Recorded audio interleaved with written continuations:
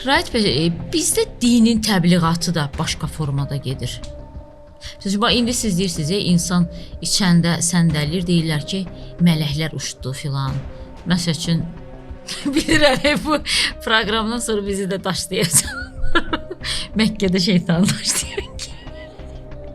Valla mən Allahsız, dinsiz, imansız çıxarmayın. Çünki mən Allaha çox inanıram. Amma mən məsəl üçün Məkkədə oğurluq olursa, ziyarətə gedən birisinin çantasını, bütün sənədləri qarşı, pulunu filanını gəlib oğurluyursa, belə çarşablı qadınlar, o zaman mən böyük sual verirəm özümə və o sualı bir neçə din xadiminə də vermişəm.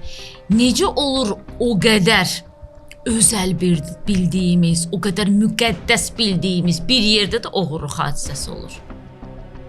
Yəni, Məkkəyə min kilometrlərlə yol gedən zəvvarlar var. Ora çatmamış sevincdən ölənləri də var, həyəcandan ürəyə partlayanları da var. Və yaxud da ki, ziyarəti başa vurub, 5 qat həci, 4 qat həci xanım olanlar da var.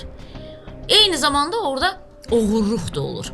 Demək ki, müqəddəsliyi biz aşırı təqdim edirik də və yaxud da şeytanı daşlama. Kim şeytanı görür ki orada?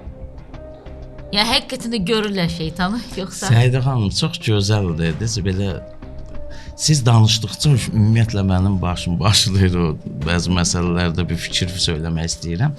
Ümumiyyətlə, din təmizlikdir, həqiqətən də din təmizlikdir. Məsələn, dinimizdə var kasıba, yetimə yardım eləmək. Bizim bəzi o hərcilərimiz elə bir hərci çempionatına giriblər. 5 dəfə mənəm, yox 6-cı mən olmalıyam, mən onu keçmişəm. O Messi qızıl top alır, 4 dəfə Ronaldo 5 dəfə. Onu siz demişdiniz, deyəsən 5 qat həci. Hə, 5 qat həci. Məsələn, mən tanıdığım biri var, tanıdığım bir din xadimi var. 5 dəfə, 6 dəfə gedib, bunun qonşuluğunda bir qız vardı. Kasıb ailə idi.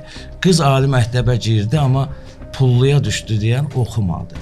İndi bax, bu qızın bir 5 illik təhsil haqqını ödəmək mənim üçün şəxsən 6 dəfə gedib gəlməkdən qat-qat üstündür hərci.